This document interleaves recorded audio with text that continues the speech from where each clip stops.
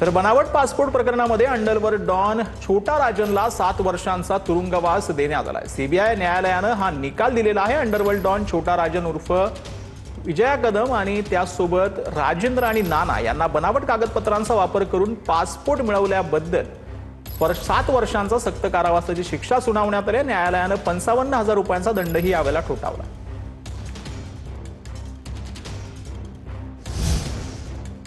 तर बातमी आहे नागपुरातून। गुन्हेगारीला प्रोत्साहन देणारी रील बनवणे एका तरुणाला चांगलंच महागात पडले। पोलिसांनी तरुणाला ताब्यात घेऊन त्याच्या विरोधामध्ये गुन्हाही दाखल करण्यात आलाय। पोलिसांच्या कारवाईनंतर संबंधित तरुणानं व्हिडिओ मार्फत जाहीर माफी मागितली आणि असं कुणीही करू नये असं आवाहन देखील केलेलं आहे।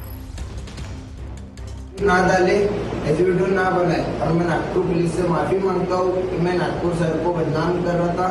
इसलिए मैं नागपुर पुलिस से माफी मांगता हूँ और आप सबको भी माफी मांगता हूँ कि ऐसे वीडियो ना डाले, इस वीडियो ना करें।